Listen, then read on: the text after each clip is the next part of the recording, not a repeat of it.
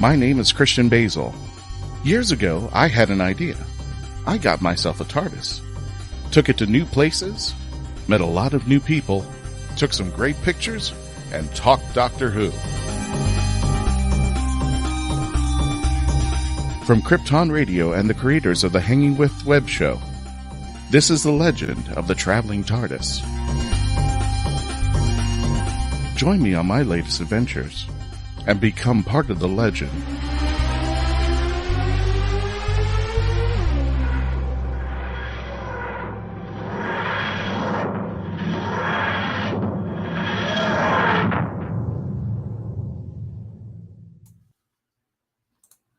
You were right, Dave. I just saw the button. It says loop. And that's why the video started rewinding itself there. Oh my goodness. Hey there, folks. Welcome to the Legend of the Traveling TARDIS. My name is Christian Basel. We're going to be introducing our panelists tonight. Today, we're going to be taking it just a little bit easy, and anything goes, any question, anything you've wanted to ask us and you weren't able to ask us in previous episodes, this is going to be the episode you want to jump into and talk about anything. There you go, Mark Robinson. Hey, everyone. Hope you're well. Well, this is another 3-hour special. It's so awesome. I wish you wish on that one. Oh, there you go. So perhaps we should start a GoFundMe by Chris Watch. Shush, Mark. Shush, shush, shush.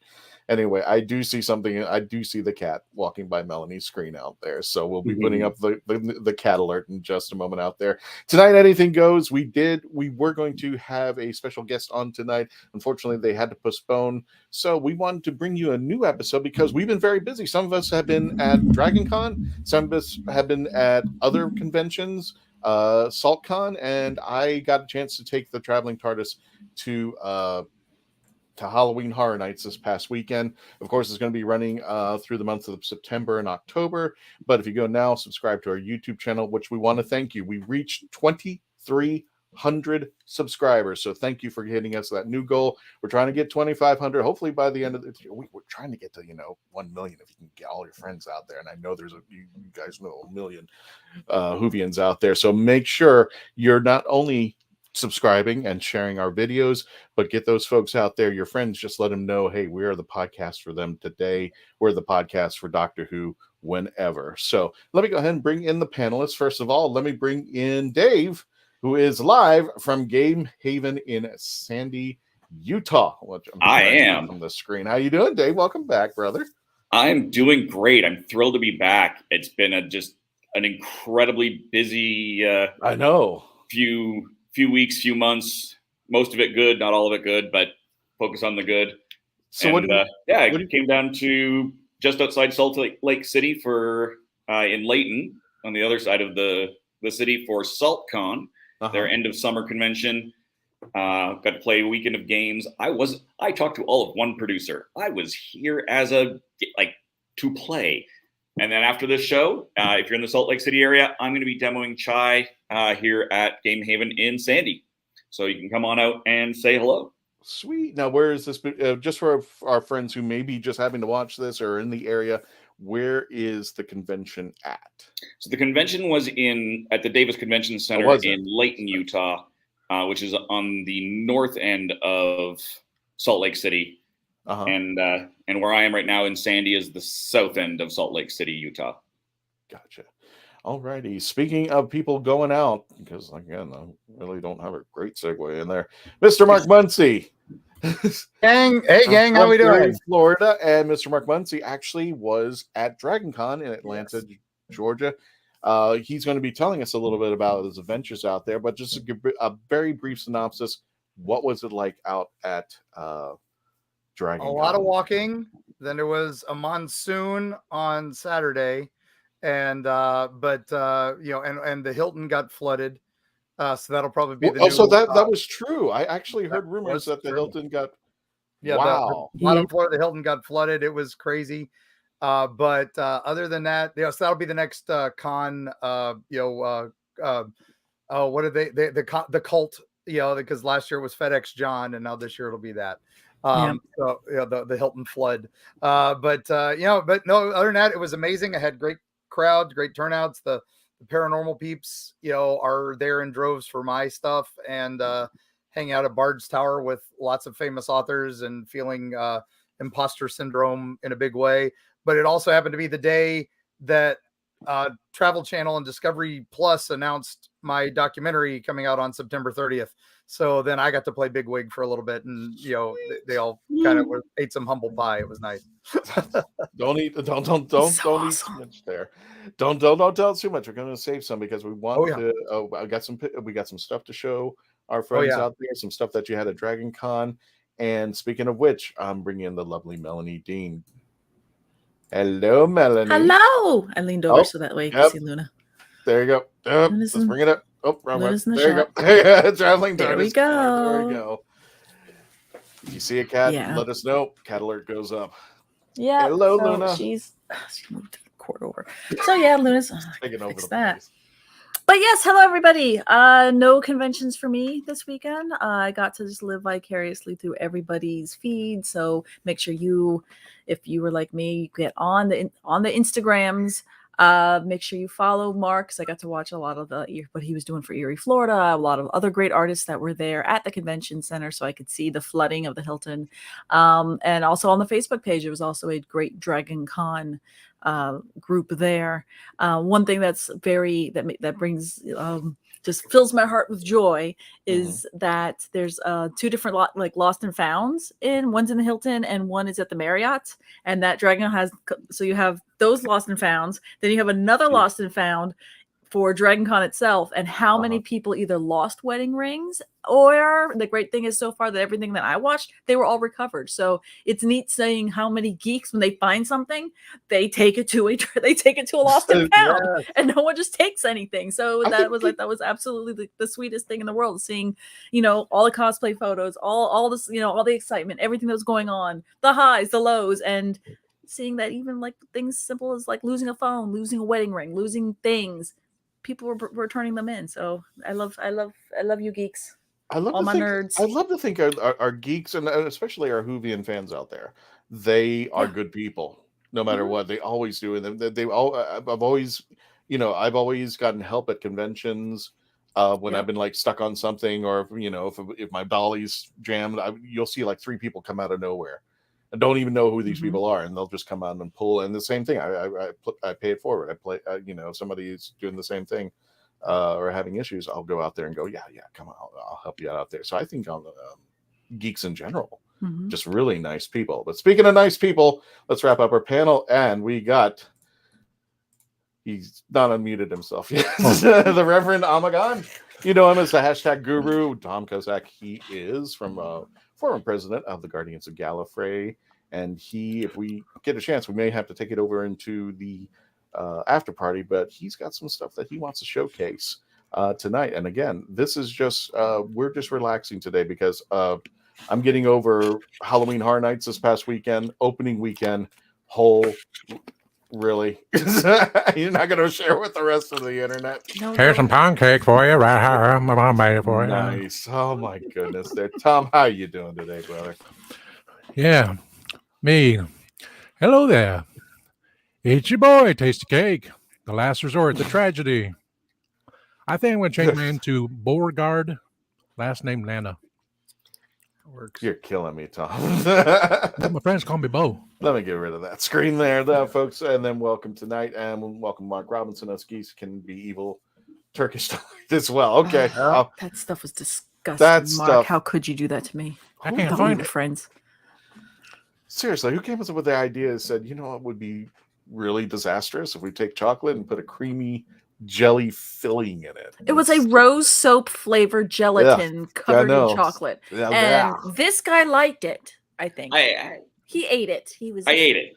He ate it. I ate mine too, but begrudgingly. It's just like, if I'm going to experience this, I want to experience this. I'm not going to.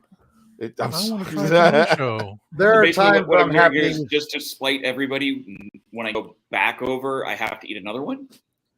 Yeah, there you go. Yeah, probably. There are times I'm happy I'm a recovering diabetic. This is the stuff will put you right back into diabetes. Yeah, that's why I was like, I can dodge this. Yeah. It's not the sugar, it's the flavor that'll kill you. And again, join up in the chats there, folks. If you have any questions for the Traveling TARDIS team tonight, if you have anything, one of the questions I've been wondering this whole time, isn't Jodie's episode supposed to be premiering next month? And I have not even heard a word.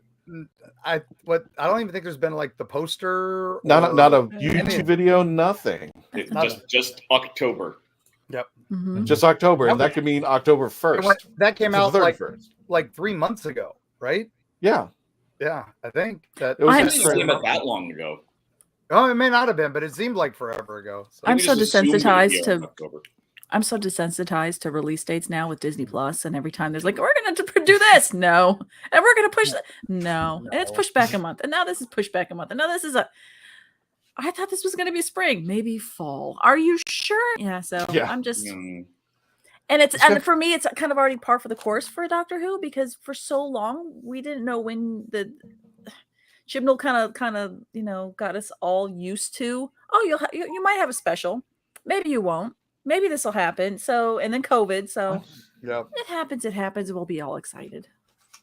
I'm sorry, but when it came to the holidays with Chibnall, I don't want to start grieving up, but it's just like, I'm hoping RTD brings back the Christmas specials, because it did make a feel.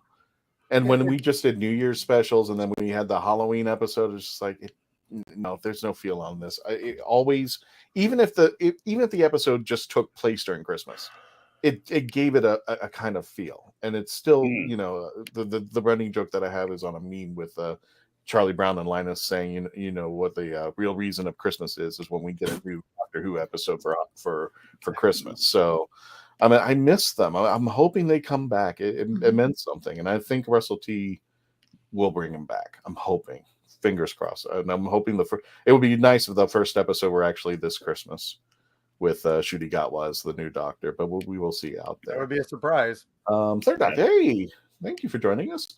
Third Doctor looks a little different nowadays. The third Doctor now is Deadpool, but as the third Doctor says in the chats, BBC in England have had zero publicity. The era is accepted as an embarrassment. That stings. Which I can kind of see. I mean, this isn't for this particular era, and I think we were having that issue with the end of Capaldi. We weren't sure when things were airing, so. Yeah. Well, it just feels like we're going off a cliff. I just feel like the 60th had more get up and go. Yet it is. Hello, all happy TARDIS Tuesday to you too. Yet it is. Yeah. The 60th anniversary, when we were starting to get pictures and things coming out, and articles, and then we saw videos of Doogie Howser. God, why is my brain just frozen? Neil Patrick Harris.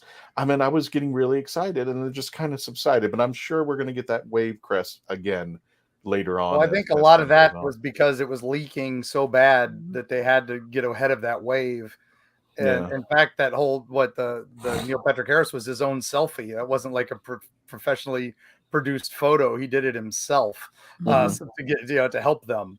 So I think it's who knows? Marketing is marketing, and that's a science I do not know. So it's lackluster for them, because to Mark's point, everything that we got was to get ahead of what was being leaked. Right. So now it's kind of almost what was the plan if nothing was being leaked? I'd hope that there was a plan that they were going to be putting stuff out, or did everything that they were that was being planned in what we call a marketing calendar was just just discarded because they needed to do something else? Well, RTG did admit that at least some of what leaked, he leaked. Mm-hmm. Yeah, like especially leading up to Shooty's announcement, he was playing us like a fiddle, except for the Gordon thing. James Gordon thing was like, what? Where did that come from? Yeah, with the emojis. Yeah, emojis, and then we started seeing Bad Wolf appear. Graham Frears, I hope I got that right. Whoa. He, without a doubt, he's going to bring back the Christmas episodes. I hope so. I really hope so. I've been longing for them, even if, like I said, it's not a true Christmas episode. It felt like Christmas. It felt like we were opening a gift on TV or on our apps out there. So I do kind of miss it. Get him back, and I'm hoping when Shooty gets going, we'll start seeing a lot of those Christmas episodes. I want to see a Christmas episode. I want to see a Halloween episode. I don't care what season it is. I want to see more Doctor Who. I want to see good Doctor Who. Do you think they would do a Halloween episode? I mean, I know that's more of an American thing, and they're starting to do a little bit more over in the UK. They're getting back to the hiding behind the couch. So they're doing some spooky episodes. Well, they did one. I mean, to Chibnall's credit, it was what was it? The Halloween. I can't even remember his episodes. That's the Halloween, not the Halloween Adventure. If anybody's got it, please put it in the chat. I'm trying to remember. The Halloween it had like Apocalypse. A Halloween Apocalypse. It had one mention where he's like, hey, he had a joke about handing candy to a trick-or-treater who wasn't in a costume and was like 40. And that was the only Halloween thing in the entire episode. Right. Nothing else. Well, if you really want to, it's now a music video, and we're going to be playing it during the 31 days of Halloween. According to the Rays of Times, remember that guy who said, eat my salad, eat my salad? It's Halloween's next month, mate. And he threw his salad at the guy. Yeah, that's right. Yeah, what the hell is that all about? According to the Radio Times, BBC TV Guide magazine, 4 weeks ago, were to say BBC and Doctor Who are in talks about Xmas episodes returning. I hope that. I hope so. Hope you're right, Mark. I swear, I hope you're right out there. All right. So I am no Kevo, but there you go.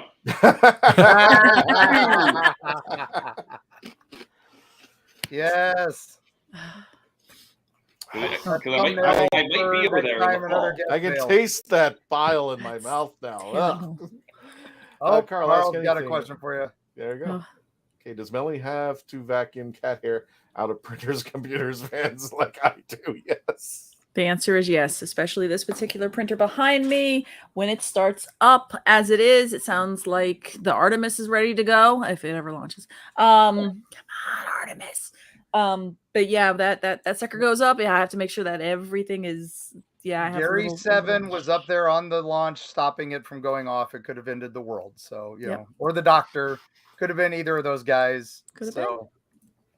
Could have been the save the timeline. That's all you got to remember. That's right. Well, we're going to. So there's your first question, and there's your first answer. The answer is yes. There is usually a can of this within reach. See, that's why I have snakes and lizards and spiders. I just have to pick up their sheds. That's it. I'm going to bring up Third Doctor's mention because, that is true. He brought an Easter one. Yeah. It was just a bleep. It was just like Happy Easter, and he bit into a piece of chocolate bunny or something like that. Yeah, that's true. But we did have an Easter. We did have a Halloween, which I don't even think Halloween was even mentioned in that episode. I think it was just on Halloween. Right. Yeah. No, Dan, the 40-year-old guy we were talking about earlier came up, and Dan scolded him and was like, how old are you? So we're giving out chocolates. I would just like to think, I think maybe we could do it. It's just like, I think we actually had a discussion where taking one episode of Doctor Who, making it into a haunted house. I think we may want to revisit that. We did that, I think. I would love to revisit that, see what we come up with today. Speaking of today, we got a commercial break. When we return, we're going to continue our discussion. Anything goes, folks. Anything. Any questions? You want to talk Doctor Who? You want to talk Star Wars, Star Trek? Anything else? Well, this girl is going to really go nuts if you bring in the Star Wars. Battlestar Galactica. Battlestar Galactica. We can do that. Yeah, we can do that. Old school. Yeah, anything you want. We're just taking it easy right now. We're going to be next week, and don't forget to put on your schedule on the 20th. We're going to have the folks from Doctor Who Velocity and check it out because they may have a special clip for us. So when we return, please continue to stay logged on, tuned in, and become part of the legend. There they are. Commercial break.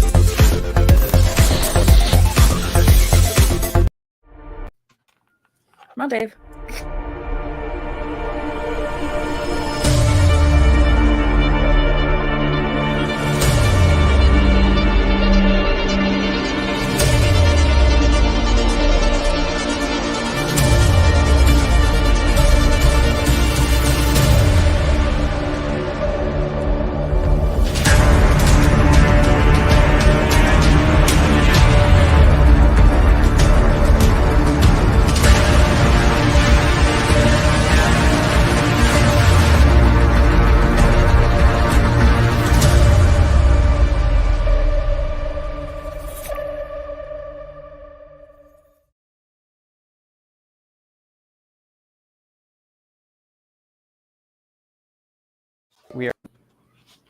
We are a touring acoustic duo crashing kitchens around the country. We go from house to house every Friday night and we create music, we create food, a good time, we stream it live and we do it for free. So now we're just really kind of like trying to develop it and build a community group that people believe in, then they'll help us.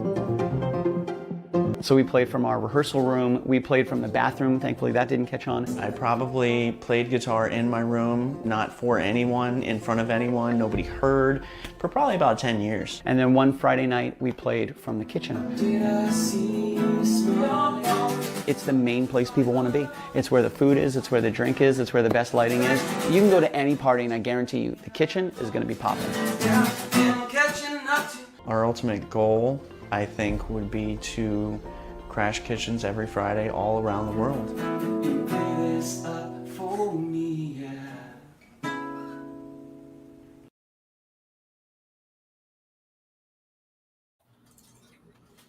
Meet the Doctor. I'm the Doctor. But not the one you were expecting. All right, sexy.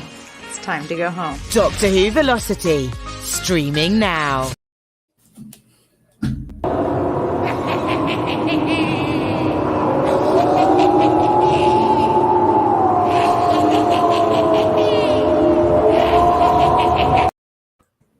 That's what I was talking about earlier, Melanie. I didn't realize in StreamYard right now, the videos, there is a click button that says loop.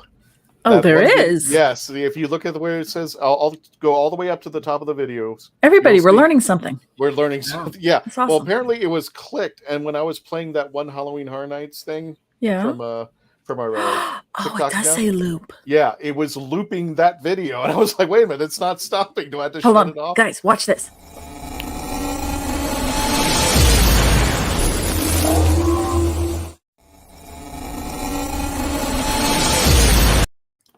Me just trying to give everybody a seizure. Found a new toy there. Ladies and gentlemen, welcome to the Traveling TARDIS. My name is Christian Basel. Welcome back to the Legend of the Traveling TARDIS. For those of you listening, anything goes, any question, anything you want to ask us within reason, we'll be answering it for you tonight. Don't forget, as you saw in the video for Doctor Who Velocity, they will be coming and premiering on the 20th of September with their new episode, The Boglins, which I just got the information from Chris Phillips, who is the husband of Crystal. And also, I have a Boglin somewhere. Do you know? Yeah, one of those old toys. With the crazy eyes. Somewhere back there. Next commercial break, I'll dig them out. Okay. Speaking of which, Mark, tell us a little bit more about your adventures over at Dragon Con. I have yet to go. I am really it's one of those. It's all right. Imagine MegaCon. Yes. Right. Imagine MegaCon, but spread out over 6 city blocks up and down a hill. I heard that.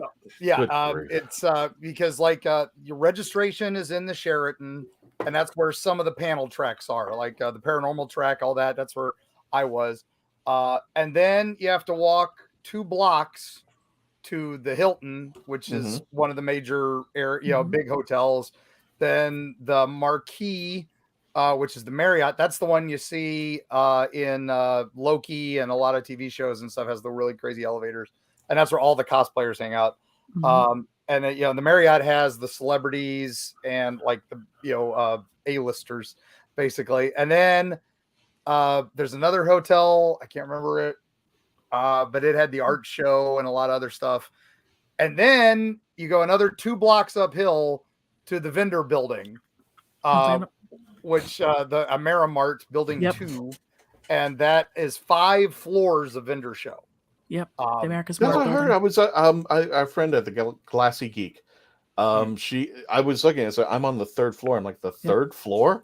Yep. yeah, I was on the 2nd floor with Bard's Tower. But you got to remember, we think MegaCon, where it's huge and spread out. This is about the same size because these are small. This is a building, so it's a regular sized building. So it's not, I would say probably about the same number of vendors, just spread out over floors. Yeah. And the Artist Alley is the top floor. And then there's another building next to it, which is all the gaming.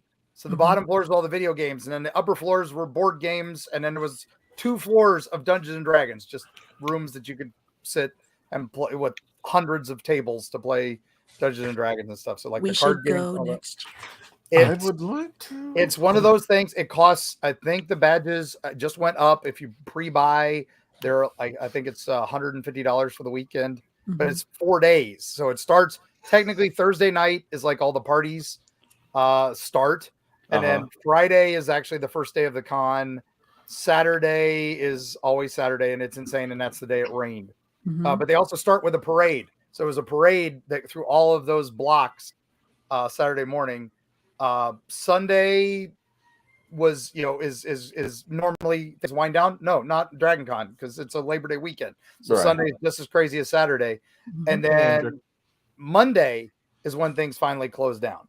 So, I did several panels on paranormal things. And it was a lot of fun. I hung out at the Bard's Tower with lots of authors like Michael Stackpole, who writes my favorite X-Wing Rogue Squadron books. So I got him to sign those, even though he was sitting next to me and he had nowhere to go. But Jonathan Mayberry was there with me. I love name dropping. Jim Butcher stopped by from the Dresden Files, and then but we had the couple that created ElfQuest was at our table. And for you, Dave, have you ever played these games like Illuminati or Munchkin? I mean, they're kind of, or GURPS. They're kind of well known. I think I've heard of them. I think. What's the name that's in common with all those? Andrew. It was Andrew. Steve. Oh, Steve Jackson. Yes. And so I got to hang out with Steve Jackson for a few minutes, and that was pretty epic. So the one sad thing, it doesn't really cost a fortune. It's like $20 the peonies. Thank you for ElfQuest. Thank you, Karen. It doesn't cost a fortune to park, but it is about $25 a day. The nice thing is there are tons of parking spaces, except Saturday when the parade is. Yeah. Is this City Block or 6 City Block? What is the size of real English money? I like that, Mr. Robinson. The thing is they're all uphill. So because you are on a hill. Thankfully I've been doing Appalachia on my new book, so I was kind of used to mountains. But man, it's big. You don't know the scope. So if anybody ever complains about walking at MegaCon, I'm going to be like, no. No. I did do Hoolanta over at 1 year, and I remember having to walk up. I'm like, it's a Stairmaster in some places. Yeah, I even got to visit the CNN building, but I remember having to use Marta to get around everywhere. And it's pretty crazy. So and I know San Diego Comic-Con is very similar to that, where it's a huge, luckily it's huge in that there's a lot of square footage, but there's no hills and there's not really any, it's 2 floors tops. So it's not, and I mean, I know that with, I think Christian's dead. Christian's dead. He was frozen, so we're just going to keep going. That he had to go. No, the photo on Chattanooga, did I miss something? Or you just know that he goes there? Because I was just in Chattanooga. Are you in Chattanooga? It'd be a shame if I didn't realize that. Yeah, but Steve Jackson was awesome. He was signing the new Batman Munchkin. Yes, Fighting Fantasy, Steve Jackson, same guy. Yeah. Christian has a picture of me with him, but I don't know if he's going to show it. Because he's gone to us now. He's in the negative zone. Now he's gone. He's banished. I'll see if he's loaded it in, as if it's something that you sent. I don't know. I sent some photos. So, Yeah, just the photo ops there are insane. People come from all over the world to do the photo ops. The cosplay there is off the chart. It is, if you want to see the A+ cosplay, Dragon Con is it. This was just from my booth. Yeah, there was a number 5 came by and looked really good. I had a 4 come by a short time later. Oh, hold on. One Let me of get rid of this comment real quick. That was at like 9 a.m. and they had people lined up at 9 a.m. and then they had to cut. There was more people waiting. They had to cut them off because they put me in the little room. And so later they moved me to the big room and they still had to turn people away. So is this now the big room? This is the bigger room. And there's a bigger room, like a Hall H style for the celebrities. But this is the room they moved me into for my second panel because the first panel got too big. Now what's cool is they have the app, so it shows you, oh, things got moved. We for updates. But but there's my next appearance. I'll be a guest at Mothman on the 17th and 18th of this month. And if you look at 11 a.m., guest speaker is Mark Muncy. So I'll be opening the Mothman Festival in Point Pleasant, West Virginia, talking holler monsters. There's a 5K too. There's a 5K. All right, so imagine Dragon Con. Yeah. All about cryptid. But instead of Atlanta, a city of millions, a city of 5,000 people, Point Pleasant, West Virginia. So it gets overwhelmed with people. Wow. But it's amazing, and the town embraces it. So it's become their big event, and 50,000 plus people descend on this town from all over the world for this one weekend, and it's crazy awesome. So I have one more photo in here that looks dragon. Yeah, there was the fourth Doctor and an Eddie.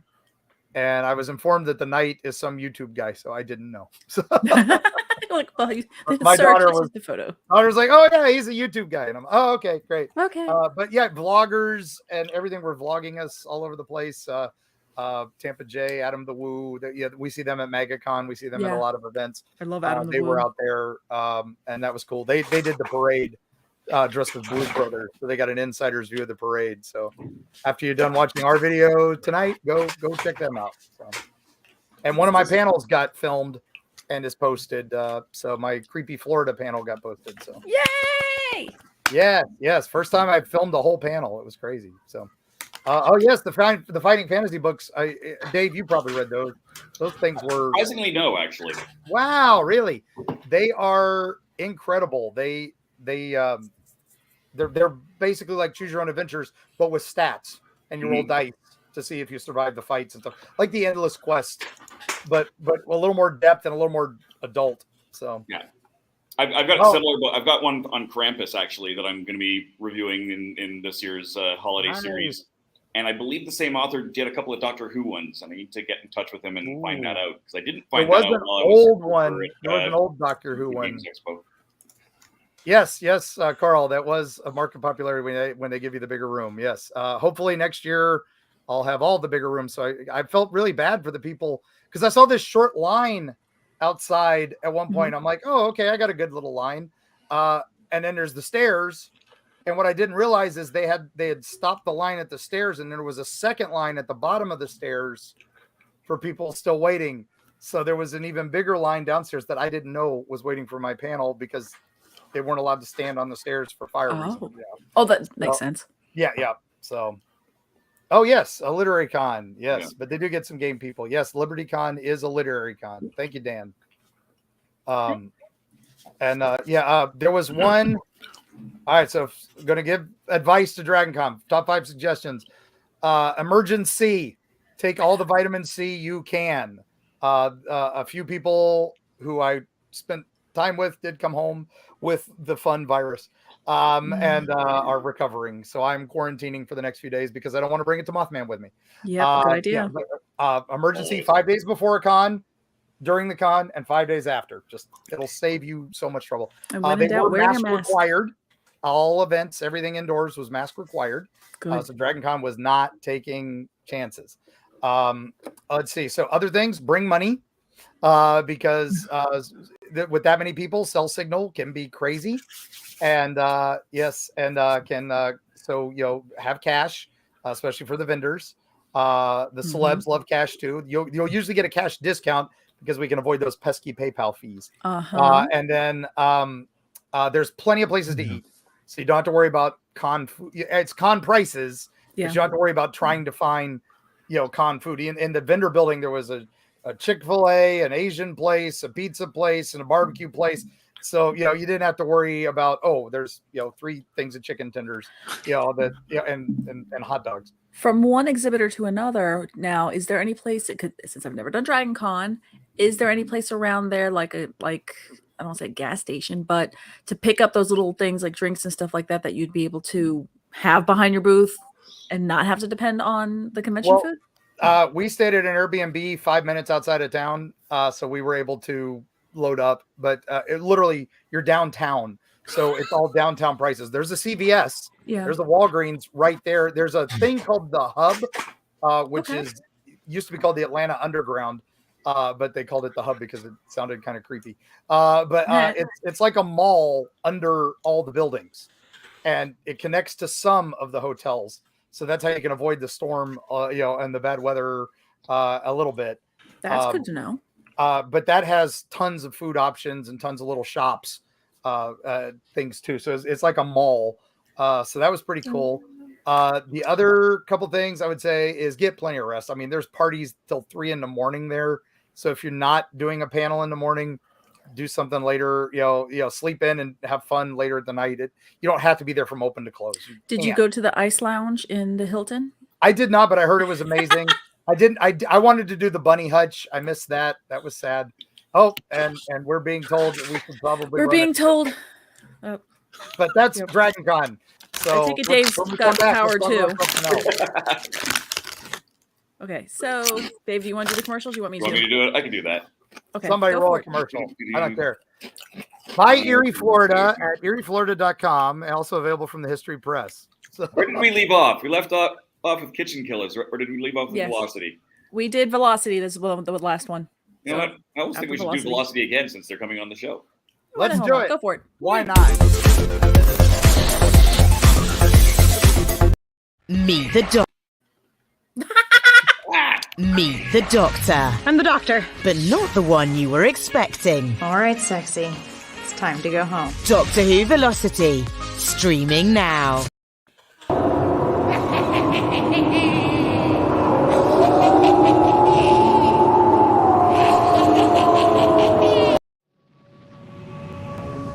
Hello, I'm John Nathan Turner. And I'm Janet Fielding. No, that's not right. Let's start again. Hello, I'm John Nathan Turner. And I'm Janet Fielding. We're here in Channel 17 studios for... What are we here for? We're here for commercials, but we're not, because those aren't the commercials. Those aren't the commercials, Dave. What the heck was that? That was awesome. Look at the word commercial. I see that now. They've been...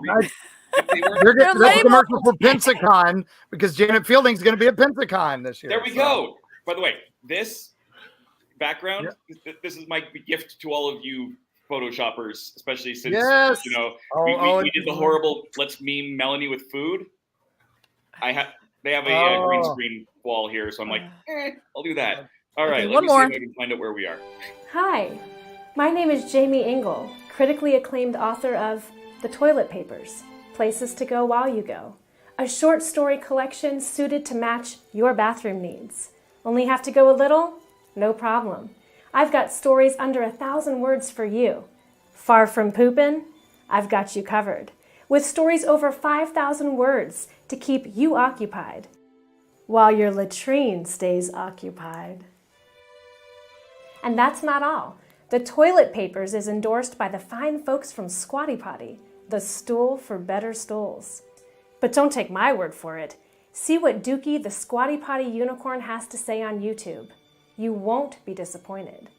Well, I've got to go, but you can grab your copy of The Toilet Papers on Amazon in ebook or print, or get an autographed copy from me at therightangle.com.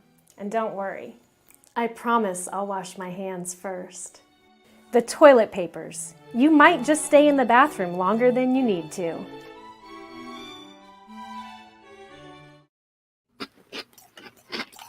Are you doing them now, or am I? Kristen's laughing at us, by the way. Considering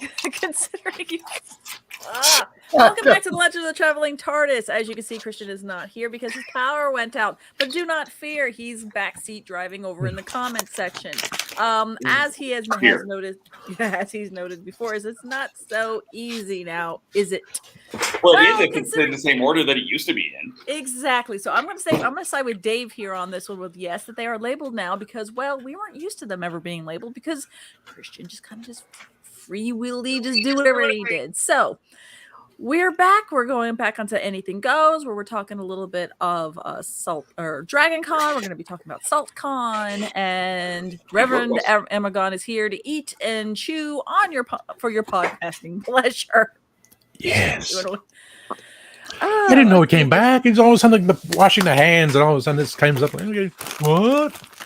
Ramona brings up another good little tip when it comes to going to conventions, and that's bring Mio Energy Concentrate to mix with water. And that's a really good idea. Hydrate. Although you didn't have to worry about that too much when the monsoon came. So we joked that we all had encounters with the Georgia River monster, which was Atlanta traffic, because they did not care about the 2 feet deep water and the poor cosplayers walking along the side of the street. They literally were splashing the heck out of everybody. That was not pleasant. But other than that, it was just generally great con. The celebs had a grand time. Definitely use the app to schedule all the things. Yes, tell Christian to reverse the polarity or realign the dilithium crystals. Yes, I agree. No, he's in the chats with everyone. He looks like he's in the YouTube chat. I hope he tries turning it off and on again. That's the question. Yeah, no. There was an IT crowd cosplay group that had the internet, and they carried it. He was spot on. The monster was spot on. There was one I had to do a double take. There were a couple Mythbusters, and I really did have to double take because I know they have shown up. Mm-hmm. There was a couple Daft Punk. And I remember the 1 year Daft Punk went to Dragon Con as Daft Punk. Really? And they snuck around all day and nobody knew. Yeah, it's great. That's like when Bryan Cranston was walking around San Diego Comic-Con dressed up like Walter White, and he had the mask on, and then he takes it off, and he's like, "Oh my god, he was underneath that." Yeah. That was there was some stuff like that. There were some antics. If you watch the parade, Mark Mirror, who is the voice of Commander Shepard in the Mass Effect games, was dressed as Mark Mirror. I love Mark. He was. It's funny you mentioned him because I was about to mention Mark. Yeah. This is him in cosplay.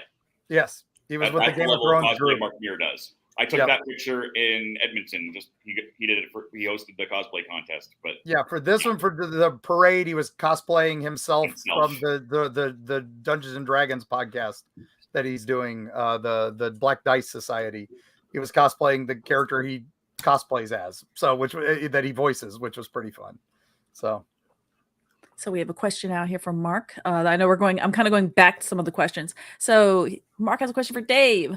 What do you think about Magic the Gathering doing a Doctor Who edition in 2023? And does anyone else on the team ever played Magic the Gathering? It's going to be interesting, that's for sure. I have not played, and here's me showing my age. I played Magic from the tail end of the Dark, which was like 3rd edition, late 90s, to Mirage, which is, again, still late 90s. And right now I own like one deck. That's it. But this is going to be really interesting because the mechanics of Magic are really good. There's a reason it's been around for 20-something years. Well, it's very similar to Pokemon uses a similar thing too. It's the same company. So this is just what they're calling it, multiverse, because they're also bringing in some other licenses. Yeah, they got Lord of the Rings, and I forget there's at least one other, maybe 2 others. I know they were trying to get Marvel, but Marvel said, Disney said no. Yeah. So, but because they're trying to do their own games, why would they'll do their own game? They are actually. Disney is coming out with Lorcana. Yeah, which was a more advanced version of their Villainous game that they did, I guess. So. No, it's going to be it's not. Oh, whole new? It's a trading card game. It's Magic, Pokemon. Very nice. I'm kind of excited to see what they do with that. I had the article about. But as for me about playing CCGs, no, never. I was an old school pen and paper RPG guy. And I saw the CCGs as the end times, and I was right. They almost killed role-playing game for a while, but then they came back. So, okay. Well, Christian's back, and he has, I believe, Summer, who just did the biggest yawn in the world, and is just licking his face. Yeah, power back. Yeah, you could say that. That was just freaky. Did you pay the bill? I'd like to think I did, but did you apologize to Robert the Doll? That was one of the things I forgot to do. I was talking about Robert the Doll at one point in one of my panels, and the lights all went out. And I was like, "All right, everybody on 3, say we're sorry, Robert." And then the panel then the lights came on. It worked out great. Oh, Warhammer, yes. That was probably one of the coolest cosplay groups. There was a Warhammer cosplay group, and I was like, "How are they moving in all that armor and stuff?" But what was fun was one of them was playing a miniature and actually had the stand. So that was pretty epic. Yeah. One year, didn't somebody cosplay the carpet? Yes. The carpet's changed. Yeah. Well, there's still one little section of it. Is left. it? There's one. There little is section of it left in one hallway, so everybody runs to that hallway to get a picture with the carpet. There was one of my favorite obscure 80s reference. There was Run DMC. Yeah. There was one Run DRC, Run Dragon Con, and they were wearing the carpet, but it was Run DMC cosplayers. It was great, and they had a big boombox with the carpet on it. That was pretty fun. So I remember once Spoonflower really came out, and all the other types of print-on-demand fabric companies came out, and so many people were like, "Oh, I could do the carpet that pattern," and it was amazing. And then they got sued. And then by the artist, and then he sold the rights to it to a company. But the problem is when that company came out with their stuff, nobody bought it because they were afraid they were going to get cease and desist for wearing it. But there is an inflatable T-Rex that was running around with the carpet print. The carpet print. Plenty of stormtroopers and other stuff. It was good. So I know the wrestling group New Day in the WWE, the 3 of them, Kofi, Big E, and oh my Lord, I cannot remember the other guy's name. He plays the trombone. My brain hurts. But a few times they have their gear because they're huge gamers. They're huge nerds in their own right, and they'll have come out once in a while. And they'll have the first time I ever saw them come out, and they were wearing stuff with that carpet, and I was like, freaking out because I was like, that's Dragon Con carpet. That's the carpet. And look at my poor husband's like, what are you talking about? I don't understand. The McElroys do the one Dungeons and Dragons podcast. That I can't remember, Adventure Zone.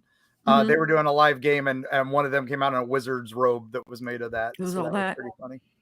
Oh, that's awesome. We have another question from Yet It Is. Again, going back a little bit. I have a fun 2-part question for you all. If you were the Doctor, which companion would you want to travel with? And if you were a companion, which Doctor would you want to travel with? Well, I think we had episodes of that. And all Christian's doing is sitting here being licked to death by a dog and making noises. So who's taking it first? She rarely gets to be part of a blackout, and so I was making sure she was okay. Okay, so Christian, if you're the companion, if you're the Doctor, who's your companion? And then if you're the companion, who's your Doctor? Oh God. Are we coming back to you? Come back to Christian. Coming back to Christian. Reverend's got his hand up. If I had to pick one companion to go anywhere, it would be like K9 because I wanted protection. He's a computer. He knows practically everything. It's not that I'm dissing on the other companions. It's just that if I have to go on an adventure and I want to make sure I'm taken care of, I've got a dog who has a laser nose. He's got sensors and everything. So I would probably pick K9 to go on adventures with to be on the safe side. If I had to go human, Sarah Jane. Okay. But she's no nonsense. Now let's say that you're the companion. Who's your Doctor?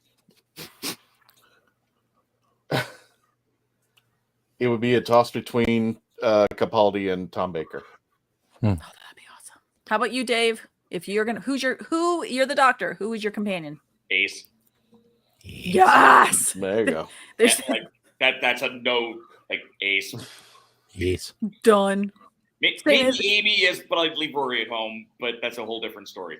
Yeah. Ace. And now you're the companion. Who's your Doctor? Who you want to travel with? The flip of that is still 7. 100%. I would travel with him anytime. I would like to travel with him actually, really at any point. But I loved his TARDIS when he in the movie. Going into 8, it was nice. It was luxurious. It was like sitting in an old library. Mm-hmm. I want to travel in that TARDIS. Are you carrying the baseball bat? Of course. Is Ace? Hell yeah. Do you have a jacket and a baseball bat? I don't. I have a sweater. I have a sweater. Okay, well, that works out. How about you, Mark? You are now the doctor. Which companion you traveling with? I've got to go. It's a toss up between Brigadier, but he's not really a companion technically. I mean, he's been with all the doctors, but so he's never really been an official companion.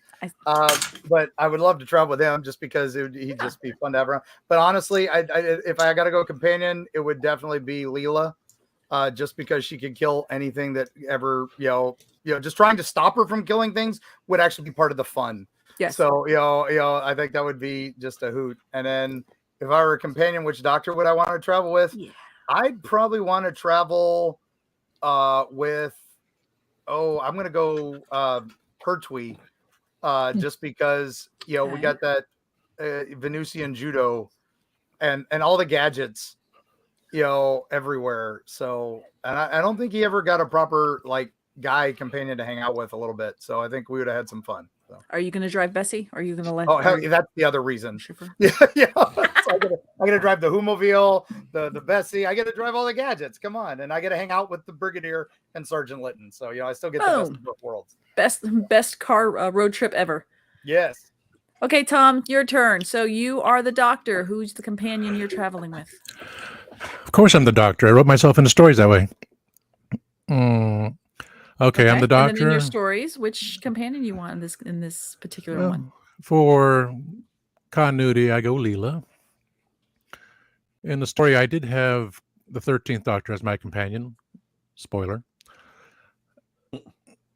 And as a companion, it has to be Capaldi, even though he yelled at me in the story. He's my favorite doctor. The second to be Troughton. But Capaldi will always be number one for me. Awesome. So for me to answer your question, yet it is, if I was the doctor, which companion I would have, I would pick Harry Sullivan, because Harry Sullivan needed more episodes, and I'm going to travel with him, and I'm going to try to do my best to not call him an imbecile. That being said, if I'm traveling around, I'm going to want to travel with Tom Baker, the 4th Doctor, as well, because I think that would just be, I have a feeling I would learn a lot, and I would have to learn how to thicken my skin a little bit, because I have a feeling he would be the one calling me an imbecile all the damn time. So that's our answers to those questions. Let's see what else is going on. I just want to pop this up because Mark sent it to me. I guess what's his companion? That would be an interesting pair up. That'd be a good pair. Which is funny because she has the bat, now he has the bat. I like how they swapped weapons. I think both are lethal. That was good. Equally as lethal. All right. Well, I think we have. No, okay. Mark, did you see the huge river monster sturgeon that guy caught? It's all over Facebook. Huge. Oh yeah, I saw that. That thing was. That's definitely, they get big, and that's what I thought that was fake. Yeah, these things get huge. There was a huge catfish caught pretty recently that was almost 16 feet. I think the record is 18 feet. So, and the guy says there was a bigger one that he missed. But that's a fisherman's tale, so you never know. But yeah. Well, is that Fizzgig Christian Holding? Yes. Fizzgig. Mm-hmm. Speaking of which, reference. Yes. Now that I'm getting back on track, we want to wish some people some happy birthdays. First of all, Kai Owen, yay, who played Rhys Williams in Torchwood series. He turns 47 on September the 4th. His birthday was already a couple days ago. And another person whose birthday just recently got celebrated.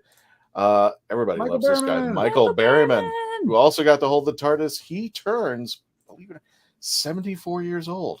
Really? Yep. Still he's up and he's still doing it. Yeah, he's still doing it out there. Honestly, I feel that man might be the most kindest person in the industry. He is weird Florida. He is Erie, Florida. Yeah, and he lives nearby. He does Spookala, and he does a lot of local cons. So he's super nice. When I got to interview him, exactly. He's just a fabulous human. When I saw him, I got a picture of him, and somebody, when I posted this on the Traveling TARDIS site to wish him a happy birthday, somebody goes, "This guy is the sweetest guy," and I said, "You don't understand. When I say this guy is the sweetest guy, I'm not being, No, he's got sugar coming out of his fingertips. Exactly. He is nothing like the personalities he puts on screen. He is just the most. Maybe that second part of Weird Science when after they get their cover blown and he's like, "Hey, don't let anybody know about this. I don't want it to interfere with my teaching job." So there you go. Oh, that was true that he was that he had a choice between the two, or he was worried about the. Or am I getting that wrong? I don't know because I'm sitting here going, "You're behind the photo," so I'm worried that you're like gone again. No, I'm thinking of something else. Well, happy birthday, Michael. Happy birthday, Michael Berryman. He turns 74. My goodness, and I hope he keeps going for quite some time. No, I don't want to. Many more. I'll just get rid of this. There you go. Boom. Hey, there we go. We're back. We have one more question. Okay, bring it on. So Andrew Morris asks, "What Doctor Who merch do you want? I would love some more releases of 13's run, like the New Master and the Fugitive Doctor, and the 8th Doctor's Dark Eyes Sonic. I spoke to Weta about this, and they said it's up to the BBC. So what would you want?" Oh man, I want the Warlord Games Exterminate, Doctor Who Exterminate miniatures game in North America, and unfortunately their license is coming to an end. They haven't announced a specific date, but by all accounts, that line will go away if you're able to get it basically at the end of this year. Poof, gone, melt everything else down. So I wish that we had more of that and that we had it in North America. Yes.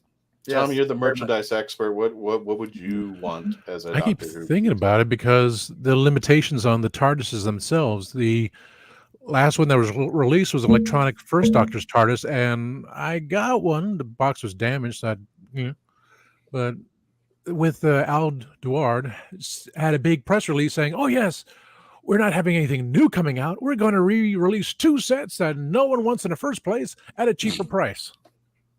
Except I know one friend on Facebook actually didn't get them, so hopefully someone get that for him. But TARDIS is 8 sonic screwdrivers are always important.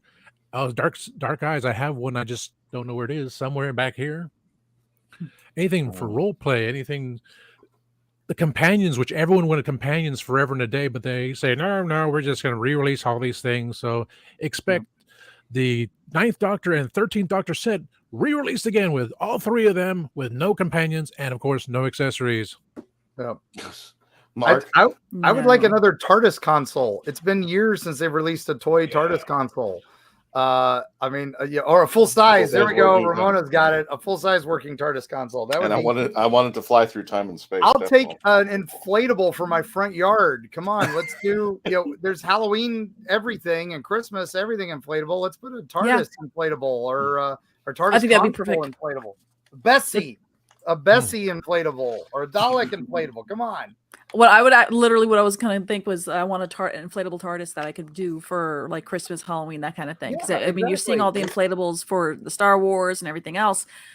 Let me have a TARDIS. I think a TARDIS, a K9 would be a fun little inflatable. K9 would be great. Yeah, any of the we had a Dalek. A Dalek would be. My Dalek has a puncture.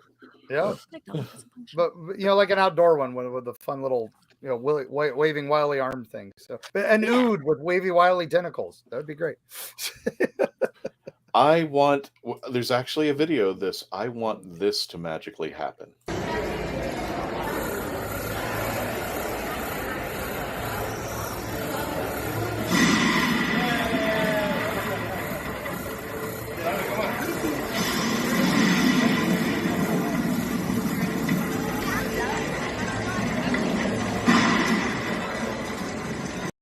I want to combine those two and freak everybody out at the Wizarding World that I have a Sonic that can actually trigger those damn things. How about a Doctor Who theme park? There we go. There we go. There's our I'm next fine with that. There's an episode. What would you put in a Doctor Who? We talked about that. We did that. Yeah. We did that. I missed it. I'm sorry. Yeah, you did. Well, Christian, you could, in theory, get one of the wands for the park and just kind of take out the RFID chip from it. Maybe I probably, but I'm probably a klutz, and somehow or another, I know I'm going to mess it up, and I would spend like $100 on both a new Sonic and a wand. I mean, if I could, I would do it. I'm just saying is that you happen to know quite a few Dalek builders and droid builders and other cosplayers that might be able to do that kind of magical wizardry for you. I can figure it out. I like that unit hat, Tom. Thank you. Speaking of magical wizardry, we are at the 0 hour for our friends who are on the audio. I want a weeping angel to put on my porch and scare everyone How did I away. not even think of that? Carl, yes. That's brilliant, Carl. That's it. 3 of them. There was actually what was it? Daniel, who is the operator of Dalek Hal. I think he mentioned that he was going to have his Dalek sitting in his driveway or in the front of his yard, and he was going to scare the crap out of kids as they were coming by. That'd be awesome. That would be awesome. I want him to record. Don't blink, Tom. Speaking of which, for our audio friends, we're going to say goodbye. Thank you for playing. For our folks who are on the video, we're going to continue for another half hour. I was off for a little bit, so I'm not exactly sure where we are, but we are definitely Tom. That's really freaky. That is entirely I blinked, freaky. Chap. Nice. Our friends are on the audio. Again, please, for those of you who love to listen to us on our audio, iHeartRadio. That works. iHeartRadio, sci-fi.radio. You can download the app for free. Spotify, Spreaker, Podbean, Player FM, wherever you listen to your favorite music. It was sponsored by the Hanging with Web Show Web TV Media. Check it out over there. Don't forget Facebook.com/The Traveling TARDIS. Over 63,000, and we are 1/4 of the way to our goal of 64,000. So we're getting close out there. Mark says, no, that's not. Mike says, no, Tom, that would not how to wear a beret. I will teach you how to mold a beret. Last second, Mark. It was there. You've been there. Been shunned. Oh my goodness. Don't forget to subscribe to youtube.com, The Legend of the Traveling TARDIS. We are now up to, 2 more people subscribe. We are past the 2300 marker to 2302. So thank you for joining us. Don't forget, like, share, and subscribe on the YouTube channel. Again, we're going to continue our chat for our friends on the video. For our friends on the audio, thank you for joining us tonight. This house is falling apart. We're going to continue on our discussion with Anything Goes. Again, we're taking your questions up until the end of the episode. If you have anything you want to discuss, let us know. We'll try to answer your questions. We are now going to go into the video portion of our show. Thank you for coming, and please stay safe out there. Become part of the legend.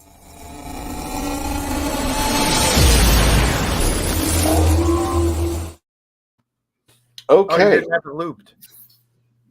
No. I don't want that. That's going to be a nightmare with that button. I realize my Boglin is way up there in the darkness, way above Clem, so I'm not going to climb up and carry and get him down. But I will have. We do have some clips and videos from Chris. He just recently emailed me. I might be putting them up on our next episode. Well, I'll definitely put a couple of them on our next episode. Yeah. But I didn't know it was not only a family business, but I can safely say this. Crystal and Chris, there might be some family members who are in this new episode with Doctor Who Velocity and the Boglins. So it's going to be a fun episode. If you haven't seen it, go over there. It's only a 10-minute episode, but it is a fun episode to watch out there. Dave, there's a dragon behind you, just warning you now. I moved, but I didn't realize there was a big giant dragon here. I thought it was a wall, a second green screen, but no. There. Sure. I'm so screwed. Yeah, that's good. Roll your save. At least she's not looking in the face of my dog. Yeah. Yes, their multimedia room in here has some fun backgrounds. That's nice. So I'm enjoying this. Good I'll definitely say for this, it was nutso this past weekend over at Universal Orlando. That's got to be like opening. It was opening weekend, right? It was opening weekend, and yeah, same weekend as Dragon Con. And I noticed that some people who I would know frequently would go to the opening weekend of Halloween Horror Nights every year. Yeah. But I know there would be one thing this year that would take them away to pull them up, and that would be Dragon Con. So just give you a brief synopsis of just some of the thumbnail pictures that we've gotten out here for the opening night. It was just fantastic. It's me and a dragon. There you go. There you These go. are just beautiful that's shots. our two hosts. Oh, I love that Dave, one. lean in. Yeah. That's a good shot. Dragon. Oh, wait, wrong way. You're getting squished over there. Luna. This one actually, I think, is the favorite of everybody so far. Oh, that's nice because you got a weaving angel right there. Yeah. I like the light, the way the light's bathing everything. The way the light's hitting it and everything out there, and a few short videos. And believe it or not, we're on TikTok. What? We're on TikTok. What are you doing? Join that? We are on TikTok, so if you go on our TikTok, you may see some of this action. Hang on a second. Let me just slide up the banner so cover us up. There we go. And you may see some of this action on our TikTok at the Traveling TARDIS.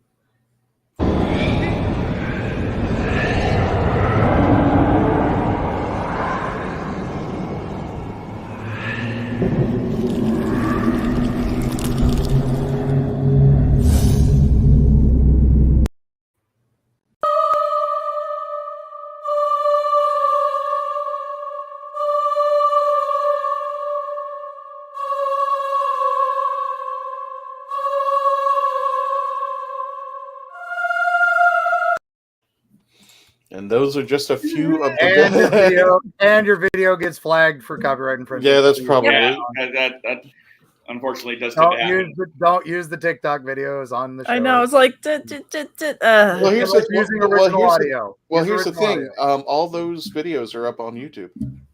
I know, but those are copyright. That song is copyrighted. It'll get flagged on your YouTube. Okay, well, I'll keep an eye on it. If not, I'll change out some music. Yep. I had a TikTok ad when I interviewed these guys. Get to show your butt. No, as long as you're doing regular stuff, it's all good. Yeah. Oh, Cat alert. Yeah, Luna's back. No, don't eat my comic. So I really we haven't done all the haunted houses. We got the Rush of Fear pass. Now, if anybody who's not familiar with the tickets, Rush of Fear, I think is like the first 3 weekends of Halloween Horror Nights. So we got the Rush of Fear, so we can go back out there. The other thing is you can buy the express ticket. Yeah. And that's just expensive. So. But it is a must. If you're only going 1 or 2 nights. One night, get an express ticket. Just do it. Even though it's the equivalent of buying another ticket. Yeah, for each person. Yeah, you have to buy one for each person. You got to buy one for each person. It's just, I missed the nights when it was just, grab a fast pass, let's go. I will say that was one cool thing about Dragon Con, having the professional badge. Normally, like as a vendor or a professional, you still got to wait in line with everybody for everything. But at Dragon Con, nope, you're right to the front of the line, just like a VIP. So it was crazy. Mm-hmm. The only thing that I don't like about Dragon Con, that I've heard, that I know because I haven't gone yet, but if I go in as Artist Alley, you get 1 badge with your ticket. Yeah, you don't get 1 2. badge with your table. As a guest, as a professional guest, I get 1. I can request. Oh, that's great. A +1. Okay, good. But they don't always. But it's for like spouses or kids. It has to be next of kin. Okay, So wow, that makes sense because I know +1. You have to fill out a bunch of paperwork for your +1. Oh wow! Because I know, for a lot of people that I know, that other artists, that exhibitors, and all that kind of fun stuff, that I found out it's like, nope, you get one. Yeah, one. So if it's like you want a if booth, buy babe, that second badge, it's a discount badge, but it is not just some general admission badge like most cons. Yeah. It's an actual vendor badge or professional guest badge. So, gotcha. Well, it's great to know that at least you have the option for that extra one, not having to spend. Yeah, you can buy That's more fantastic. than one too. We had one of our people bought 4 for his whole family, which was nice. What's up, Tommy? You look like you had your hand up. Yeah, I thought I could pop you. I don't know. Oh.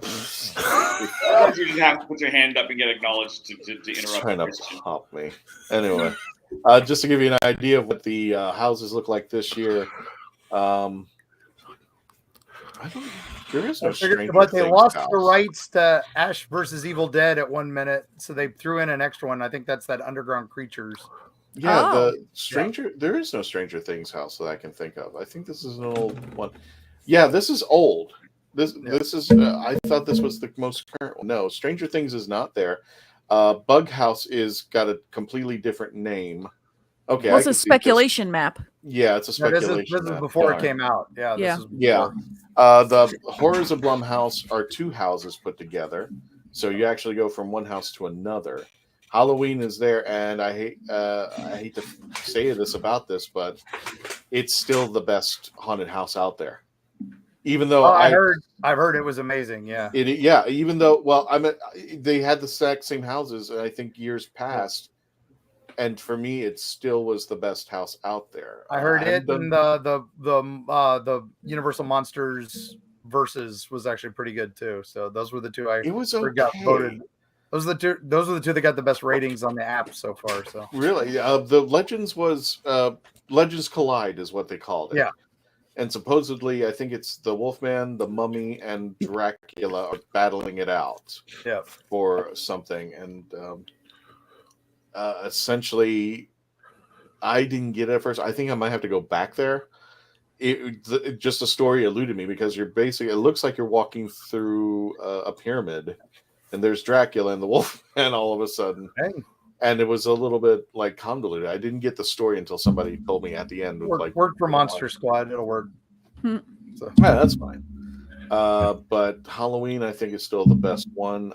Some of them I couldn't even remember from that. So this was the speculation map. So I'm going off of that. I think Stranger Things was another one that was supposed to be there, and then they demanded a lot of extra things, and so it got pulled at the last minute. So I haven't done the weekend yet. Chupacabra was okay.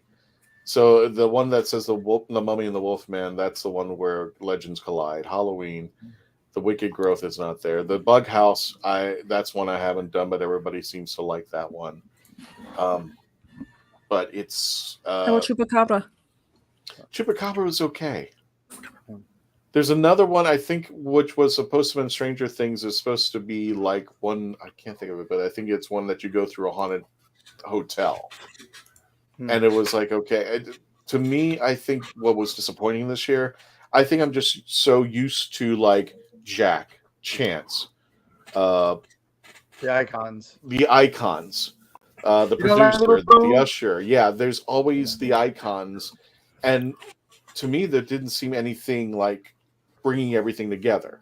There was Little Boo. It's a little skeleton pumpkin. So that's their icon this year because it's 31. It's Halloween. Right, Halloween 31. I didn't know that until I walked out the first night. It's just like, oh yeah, I was asking somebody, what's the theme? And goes it's 31. I'm like, well, you couldn't even tell. No, it's like, there's that one zone where together. they're using a lot of the old school Halloween stuff, old 70s, 80s Halloween, plastic and using the stuff. The problem is they're using the spirit masks that they're selling this year. What? And I'm like, this has one of the biggest budget productions for a theme park, and they're buying spirit props. I was like, wait a minute, I'm disappointed. I saw some photos of that, and I was like, come on, guys, you used to be better than this. You used to make your own molds and do your own thing. Come on. Yeah. So, well, in Spirit's defense, I mean, it's not like they got crap. I mean, they got some good stuff in there. Well, I know they're getting, but they've upped their game. But that's just it. It's but Universal's dropping theirs. They should up their game more. And that's exactly. Look at Netherworld and look at some of these these haunts that are Erebus and some of these I mean, amazing Hollow Scream is even. houses. I mean, Hollow Scream, I remember used to being a kind of a. I don't want to say it used to be a joke. No, but they were. But kind of it definitely knockoff. wasn't the same caliber as a Halloween Horror Nights. Yeah, but now they are. But now it's because Horror Nights keeps lowering, and they keep building. Even the SeaWorld I've heard is pretty good now. So these other guys are going to steal Horror Nights' business at some point because they see that money. I mean, Universal. Well, I like the fact. I like the fact that we now have a Hollow Scream over at SeaWorld. Yeah, which I was like, I'd never even thought I would see the day. And then we went there the first night and tried it out, and it was, you could tell that they had a lot to learn. Well, yeah, but you can't. But there was their first attempt, and plus, it was, you're trying to put a haunted attraction and trying to shoehorn it within an aquatic park, and so that's kind of a hard thing. Well, and it was like themes you can do. Yeah. Honestly, the scariest theme I've ever had, and they're never gonna do it again because they angered an estate, and that was going to Halloween Horror Nights where they just put creepy music and fog over Dr. Seuss. Yes. And that was the most frightening, eerily creepy. That's why they don't do Islands of Adventure do anymore. Yeah, they got because they didn't like between that and Harry Potter. J.K. Rowling was threatening to pull a lot of stuff too because she doesn't want anything to do with Halloween, even though it's spooky. It's Harry Potter. Come on, it's all about monsters and all that. But she tried to pull it, and that's why they don't do much in the other park either. There for Halloween Horror Nights, they don't have a haunted house back there anymore. Could you imagine if they did put both Halloween Horror Nights in both theme parks, and the way to get between them was to take the Harry Potter train, and there was a special Halloween movie, show? Halloween show just for the Harry Potter train to go back and forth. It'd be great. I know amazing. When they build the new park, which is what Epic Universe, it's gonna have Nintendo Land and all that. But they have a Universal Monsters Land is going to be there, so I wouldn't be surprised to see Horror Nights move to the new land, which has a lot of space. But it might stay here because this is where the sound stages are that they don't use anymore. Right. So that's what all these haunts are the old Nickelodeon and television studios where we filmed Swamp Thing. It's where we filmed Superboy. I remember those sound stages well. We filmed Legends of the Hidden Temple in one of those because you can get around child labor laws in Florida. But hey, look, they're performing.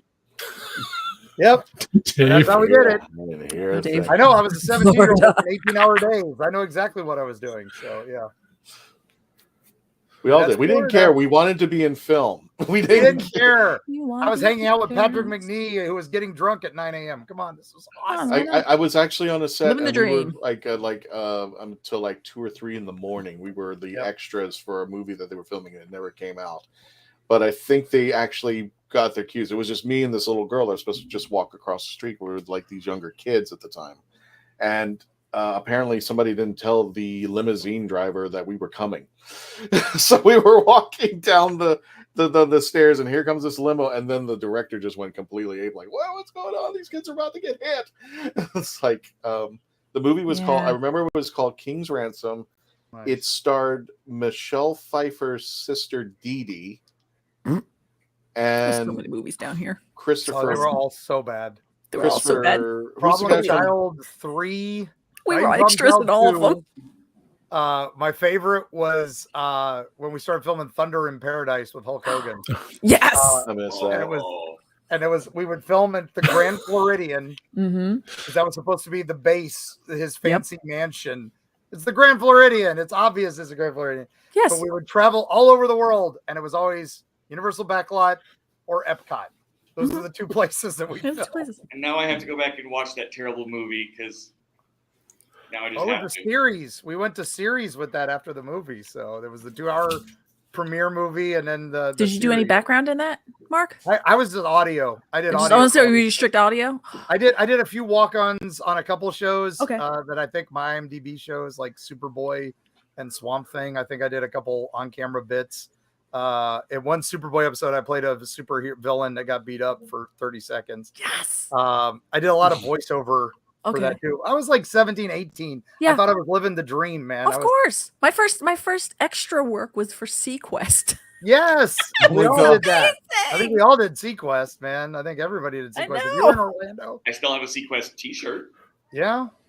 I love that. Hey, that was where I met Ted Raimi, so I can't argue that. So, and just on a side note of Thunder in Paradise, the guy who co-starred with Hulk Hogan in that series, his name is Chris Lemmon, and not many people know that's actually the son of the late Jack Lemmon. Jack Lemmon. Yeah, there was a lot of older stars who were about to go off to pasture, so they would come here to retire to Florida, and then they would still be able to get a paycheck. Yes, so exactly. He could have a name. So that's how we had Patrick McNee, because he'd retired here from England, and he was living here in Florida, and we would wheel him in a wheelchair, and he'd be a computer voice for us. So that's why he's the computer voice on Swamp Thing, Superboy, Super Force. And then Thunder in Paradise, we stopped doing the CGI and just let him, be sitting in the chair. Nice. So Mark has a question. What is the most spooky supernatural place you have ever been to? Mark Muncie's house. His is a place called, huh? Mark Muncie's house. No, I'm just kidding. That's just an aesthetic, sir. That's just Glenn back there. Mark says that his Mark Robinson says that his is a place called Cold Christmas. It is a place between Essex and Hertfordshire. Border where we went to a church. We went to a church. Fog appeared from our feet and started to hear dogs growling. Oh God! I'll answer first because I got a fleet. I did a haunted house in Edmonton, and we were not actually allowed on the top floor of this warehouse because apparently that's where all of the worst of the mean ghosts were. But as we did our haunted house in a basement, and when it would be quiet, it'd be good, and then it would get extra spooky whenever the audience came in. Like the nicer ghosts were playing along. Nice. We even had the emergency, the work lights that have the safety glass in case the bulb explodes. The safety glass exploded, not the glass, not the bulb. So tools would move around, when we weren't, when we'd leave them somewhere. It was weird, but I have to run. I have to go get set up for my demos here at Game Haven. So once again, if anyone watching is anywhere around the Salt Lake City, Utah area, come on out to Game Haven in Sandy, and I will be here for most of the rest of the night. Are you going to Evermore while you're out there? No, I head back to Alberta first thing in the morning. So close. Oh, man. I'll be down here again. I know I will. So I'll an extra day for Evermore on your next trip. So Evermore. All right. Go with the Raven. Have a good one. Thanks, all. Thanks, Dave. Bye, Dave. Bye, Dave. Eat my shorts. Okay, so I'm gonna say I have 2 places. The first one, both of them were when I was filming movies, so that means filming horror movies. So it's the middle of the night, all that kind of fun stuff. Hello, Luna. One was the old Westinghouse building in Tampa. It was basically near, if you took McDill and head south, it was on the water. Basically, the Westinghouse building was where they would dry dock, fix, repair, build battleships and stuff like that for the U.S. and the U.S. Navy. They had the contract for the U.S. Navy. So there was a lot of, in the middle of the night, you're doing a lot of overnights. There was no power. We were only using generators, and everybody and their parent, you just had that feeling, weird, creepy feeling all the time. People would say, I never got to see a ghost. I was mad I never got to see a ghost, but everyone else had different things that they saw, like old workers walking around and all these other kind of weird, freakish kind of things. The other one was another one in Tampa, and that was the old Olivia cigar factory, and that's in Ybor City. I think it's still there. It's one of 4. I think it's one of the 4 remaining, as far as I know. I think it's still there. All wooden cigar factories. And the weird thing with that, again, making a horror movie. So the entire aesthetic inside is creepy. It's dark. You're doing overnights. You're getting tired. The elevator would follow us. That allegedly wasn't supposed to be working. It would follow us from whatever floor we were shooting on. And it would just automatically go up and stop.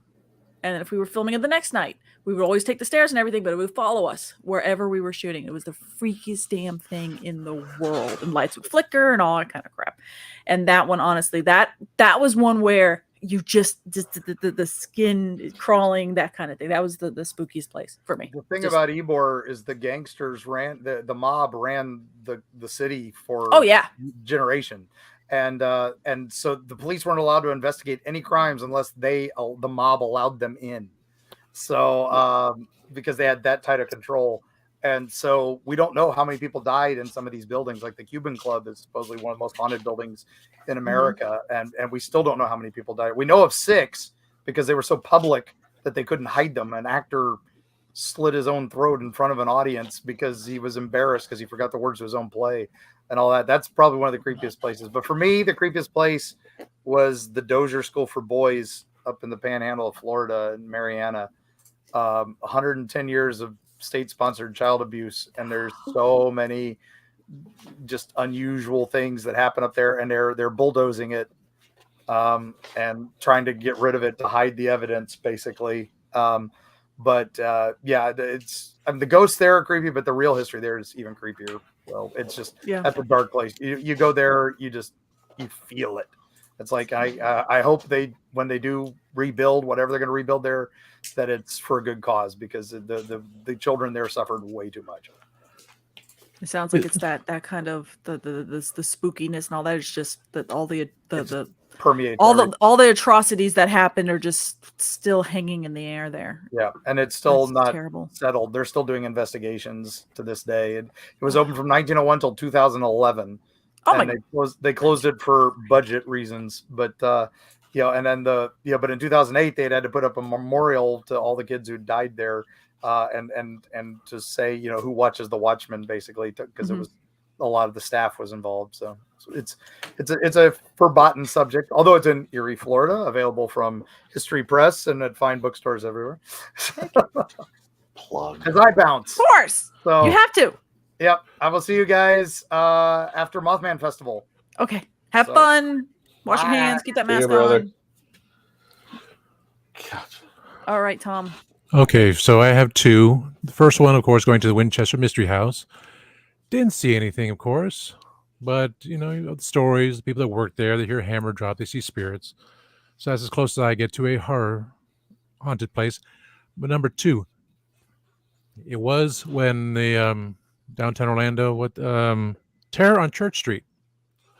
My ex-girlfriend went there one year when we were still together, and she had someone follow her. There was a spirit kept following her around, and then sat next to her at the table, and she said, "Oh, sorry, but I am seeing someone," and then dissipated. What? There's another true story. It was my former manager back when I was at the other places. Her best friend, always together. Her best friend passed away. Then my manager had a little girl, and her daughter would constantly see a spirit around her.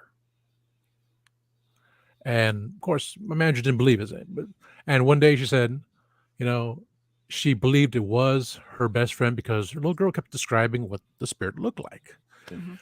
And one day she was in the kitchen, said, "Okay, you've seen my daughter. She's all grown up, thank you, but you're scaring us." And ever since then, so spirits exist as usual. There's plenty of stories I can give Mark, but I have not seen one, knock on wood, or whatever kind of wood this is. Where I grew up in a village next to Heathrow, the field in front of my parents' house was called the Soldiers, as it was a mass grave for the Black Death, a bit eerie at night. Wow. Pocket full of posies. Is that where it came up? Ashes, we all fall down. On second thought, the one that said that, no, I'm not interested and it dissipated, that's actually living the dream. So, that's not spooky at all. That'd be actually amazing. Somebody comes saddling up, hey, trying to call up on you. You're like, not interested. And they just go, poof, and just disappear. No, that's actually not spooky. That's kind of cool. Swipe right, swipe right, swipe right. That's what I still wonder about downtown Orlando, because they tore down Rosie O'Grady's, and that place was haunted. It was said on the local news back in the day. Yeah. And I was like, okay, what's there now? Is it still haunted? The spirit's going, you pissed us off. Now we don't have a place to drink anymore. What? I don't know. Just saying. Everything's. I'm so used to going to St. Augustine, just hanging out there because it's like my favorite weekend getaway place. So I'm just like, it's cool. It's just work. It's just, yeah. My weird, creepy things have to be, you're doing a horror movie. It's already dark and scary. The aesthetic's scary. Now it's dark. Now we have actual creepy things. It's like, no, it was fun. Good times. But I never got to see anything. I just had the feeling. And then hearing the elevator going around, following us around. That was kind of just, please stop. St. Augustine is one of those places that is just really, you can tell that there's something going on over there. And I'm one for one. I'm probably told Mark, I said, Mark, I don't believe in ghosts. And he goes, why do you go out and do this? I said, I want to be proven wrong.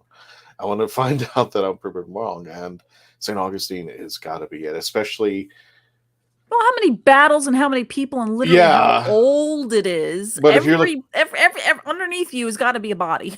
Something has happened. Yeah, you're walking. You're probably literally walking on somebody's grave in mass stops because of the yellow fever and what it did to that town. But St. Augustine, for our followers watching and people watching, is the oldest constantly lived city in the United States. Is St. Augustine. A lot of people, you don't think about that when you're reading your textbooks and stuff, and you're thinking, 13 colonies, Mayflower, blah blah blah blah blah blah blah. It's actually down here in St. Augustine. And it's a wonderful. Chrissy and I go there almost every other year, but this time, it was one of the spookiest things about it is. Strangely enough, if you're there late at night in St. George, down at the street downtown, and everybody's gone. Oh, it's beautiful. Yeah, it's beautiful, but when it gets dark, it is very, very. Especially when there's. Are still old with the coquina sides and the streets. But you know about the history, and it just is quiet. There's inside the city gates. Yeah, and you go outside the city gates with all the different. Cemeteries that are there. Mm-hmm. The Huguenot, and I would think the other time that I was but St. Augustine in general. I mean, you could probably go anywhere. The fort. Mm-hmm. I wish they did tours at night with the fort. That would be kind of cool. They do it on the outside, but not on the inside. The other two places would be. There is a tour that they do at Ripley's, believe it or not, in St. Augustine. It's a nighttime tour, and it's a very cool one. The way that I think they've changed it out recently, but it's not like your typical ghost tours, like over here, somebody died, and what's her name, and all that. They make it into a mystery tour because two girls did die at that time when it was a hotel. Mm-hmm. So the way that they present it is who killed them. They go into certain rooms. It's like, okay, this is where. And they call him Mr. X. It's like Mr. X was seen over here. The girls were seen over here. So you're going into the rooms where the supposed crime scene took place. And you're going through Ripley's at night. So all those things that were a little creepy during the day, when the lights are out and they're staring back at you, oh my God, it freaks me out. Especially do that tour. That sounds kind of fun. It is. I don't know if they do it similarly, but there's one place where there's a theater, and they used to run they used to give presentations up there, but it is so cool. I highly recommend it. I think it's now part of their nighttime trolley tour. I don't know if it's part of the Ghosts and Gravestones, but you can tour the Ripleys. They do it at dark. They give you those little detectors and stuff.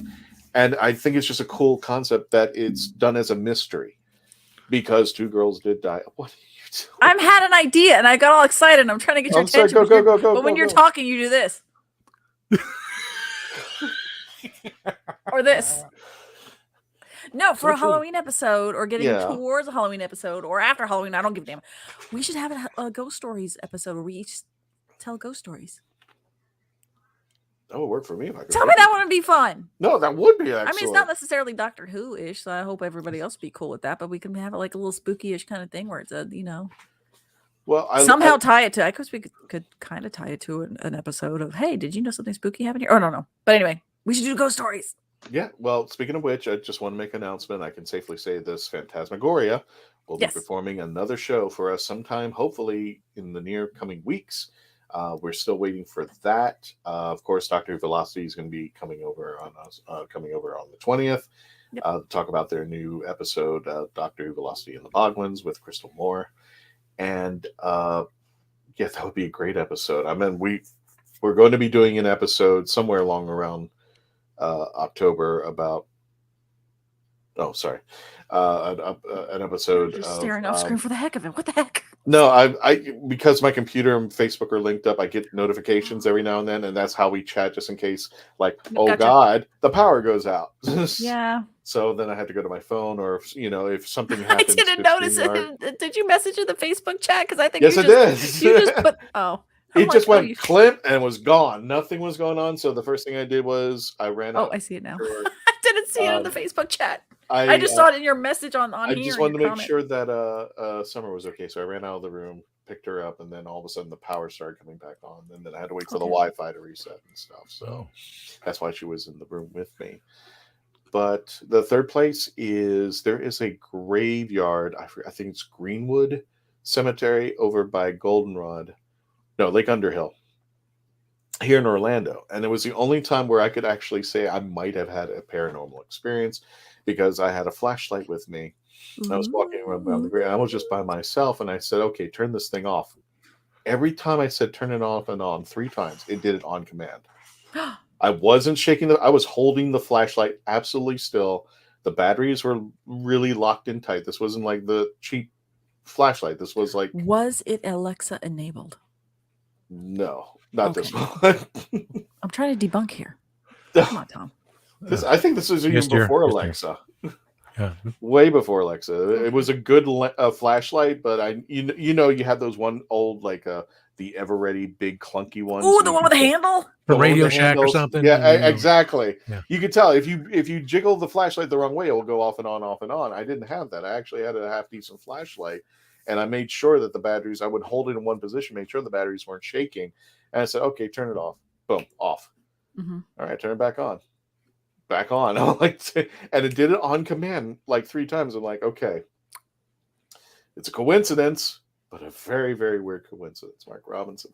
I live in Colchester, first capital city of Britain in Roman times. Melanie, when you said St. Augustine is the oldest place in the USA, are you comparing old as in UK oldest place, or only a couple 100 years old? When I say oldest place, I mean continuing living. Well, I mean, we have to go old. I mean, there are things here in the United States that are actually old by comparison of, the UK, meaning like a lot of our more the native, the First Nations, all of the Pueblos and all those other amazing structures and everything of the first peoples here. But thinking more of a Eurocentric kind of the United States kind of jam, we're at 500 years old. So yes, not the oldest city, not oldest, but as in at least continual living city once, colonization and then the Americas were discovered. Am I also right to say that's the most conquered city in the U.S.? I could be wrong about that. For St. Augustine? Yes. St. Augustine the fort. I know the fort itself has never changed. It never was. It was always surrendered. Never lost in battle. It was never lost in battle. It was I'm reading this from Wikipedia. St. Augustine is a city in the southern-eastern United States in the county of St. Johns County on the Atlantic coast of northeastern Florida. Founded in 1565 by Spanish explorers, it is the oldest continuous inhabited European settlement in what is now known as the contiguous United States. The contiguous. So it's not Alaska, not Hawaii. Got it. Okay. So it is the oldest city Puerto Rico that we know of that was here in Florida. But it's a continuously, yeah. So that's what we mean. So we have cannonballs in the side of the Castillo San Marco that Sir Francis Drake decided to throw into it or fired upon her. So we have, it's kind of like our little historical thing. But the thing is, very U.S. centric. People really don't know about the history of St. Augustine, knowing it's older than what they think it's like in a Boston or like a Roanoke, but yeah, like that kind of thing, like New York or Boston or those kind of thing. Is they don't realize that travel further travel further south, and that's actually it's older than a lot of those kind of cities. But yes, I know our histories are a little bit kind of more skewed since that's 500, and you can, walking, you can hop on the tube over by Tower Hill and go, oh look, that's a Roman wall. It's like, oh, this is really old. You have old stuff too. That's we used to have Fort Christmas in Bithlow leading towards Cocoa. Oh God, don't even. And then we have, what was the other one? I was going to remember Casadega leaving Daytona, where it's just full of psychics and garbage all over the place. It's not spooky whatsoever. Just people saying, oh, give me $5 and I will read your palm. Christmas, Florida, I don't remember the history, but I know it's supposed to have the Christmas tree by the fort all year round. It's the only Christmas tree that I know that's standing outside all year round in Florida. I went there for field trips, and I went there just to go there. It was just a little tiny place, but it was just something. Well, I remember my mother taking us to Christmas, Florida, so because we could stamp the mail, it said Christmas, Florida. Yes. So we thought that was a cool concept. And there would actually be a line because this was like the post office. It wasn't that big, they didn't have that many people, and it was probably the size of my house.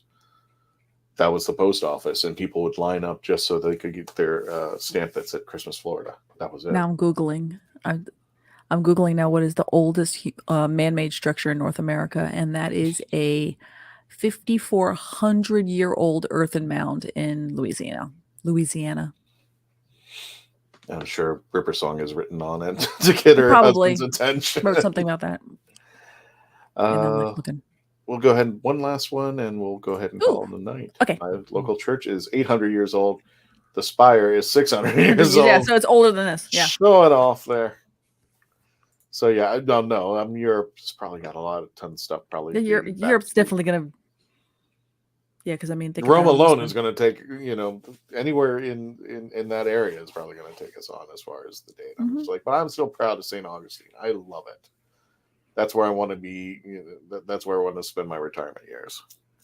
Absolutely! I love St. Augustine. If anybody's ever, if any of our listeners, anywhere in the world, but I know quite a few of the people over in the UK. They might travel to Florida. If you're coming over to the U.S., typically a lot of people will come to Florida for Disney, for the family vacations and stuff. But if you decide to go on holiday for, you push it out a couple weeks and you want to do something a little different, you could either travel south and head to Key West and see some of the beautiful Caribbean beaches down there. It's Stonehenge, not too far away. It's a little old. Yeah, that's a little tiny bit old. I've been inside. I went to the inside the stone circle just before COVID started. So before with the lockdown, but yeah, if you go to Disney and you want to head north, you can go to St. Augustine. You have to get on I-4, head up, and then up and down. Yeah, 192 freaks me out too, but not for paranormal reasons. It's a completely we'll make that the final. It's different now. It used to be. That was their version of trying to be a little Edward Scissorhandsy kind of thing. Tom, where can they find you on YouTube? Give him a little subscribe there. Who, me? Yeah, you. Oh. You got a YouTube channel. I thought you were posting it. Oh, yeah. I forget sometimes since I have no one watching. Let everybody know where they can find you. I'm assuming the Reverend Amagon. Yes. Christian assumes correctly. Yes, on Reverend Amagon, just search my title name or Tom Kosak. I'm just, doing whatever it is just to clear my head. See you later. I will do a talk show because, excuse me, my co-host and cousin and best friend, Richard, and I have quite interesting conversations when we're just talking to each other for 3 hours into the wee morning hours of 3 a.m. over in the UK. So I'm going to try to have that come about. Just do something. And show off all these Doctor Who items, which I dragged out of my room just when I said, you want me to bring in the stuff up here? Let me bring out my TARDIS tuner, bring out my Dalek Emperors, my TARDISes, my Jade Pagoda, my custom figures, custom figure of me. You got a load of stuff. I can tell. Load of stuff, just like custom figure of me. Yay! Me. Oh, I'm wearing glasses. I know. Melanie is on the Instagram, and she actually does some live stuff on there. You can check her out at Pieces of Melee. And what was that chat? Though I guess we'll make that the final one. Well, there's two of them. So, isn't there some UFO stories around North Florida? The answer is yes. Yes. And we're wrapping up, so I can't really get into them. But yeah, and we got it's the Panhandle. We never. It's the Panhandle. There is a lot. The Panhandle is south. Yeah. So the further north you get, the further south you're getting into the deep south. It's like the distant cousin we don't talk about. Yeah, that's the Panhandle. We just those are those guys. They do their own thing. Stonehenge is magical for summer solstice. Yes. Yeah.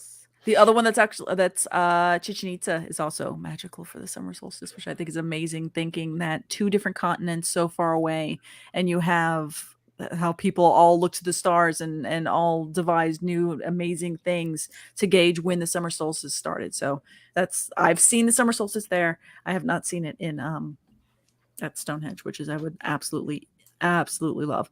Real quick though, yes, you can follow me at Pieces of Melee. The other thing is, since this is anything goes, I can bring it up real quick. Sorry, Christian. Celebration, which is the big Star Wars thing that's happening in Easter weekend over in London. Guess who's going? So let me know if you are too. So I'm working on my cosplays and stuff like that. So if you follow me here, Pieces of Melee, you're going to start seeing me trying to gear more up for that. I don't really have a lot more shows, so I'm not doing too much painting. You're going to see me making more like tea infuser stuff like that for Christmas when the holidays start ramping up. But I'm going to be really getting into cosplaying. So if you follow me on Pieces of Melee, you're going to see a lot more Star Warsy stuff for me cosplaying, ramping up. For Celebration, we're going to try making a Shaq T costume and try to get my Mandalorian going. So, here we go. You know they got that exclusive Disney droid in the UK only.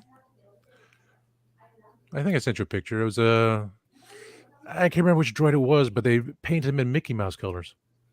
Oh, no. I don't know about that. I'll see what I can find. We are about one family on this guy. That is correct. Let's go ahead and end it there right now. Don't forget, right now, subscribe, youtube.com, The Legend of the Traveling TARDIS. Thank you for the folks who got us over that 3,200 hump and added up to it. We're trying to get to 5,000, hopefully by the end of this year. Don't forget also to subscribe, facebook.com/The Traveling TARDIS, 63,000 and growing. We're trying to hit 70,000 by the end of this year. That would be totally awesome. If you want to listen to us on the audio, wherever you listen to your favorite podcast, sponsored by the Hanging with Web TV channel. And don't forget, with this episode, like, share, comment, and subscribe. That's how we get the algorithms going. That's how you help us get our name out there. So without further ado, we're going to go ahead and wrap it up. And don't forget, if you go over to the Facebook page, and we're going to add some of it to our YouTube channel this year, October 1st, we're going to start the 31 days of Halloween. And just to give you an idea,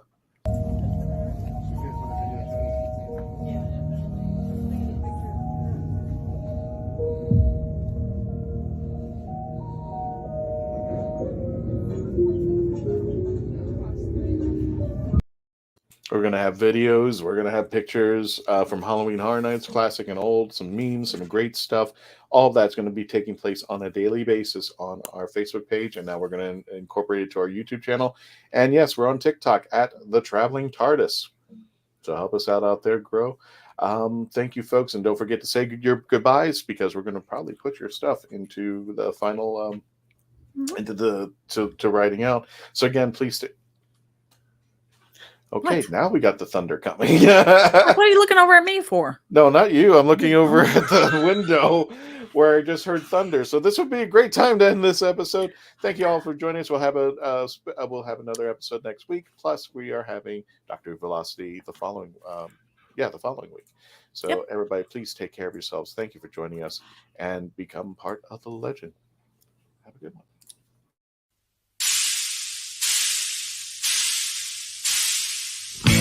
Thank you.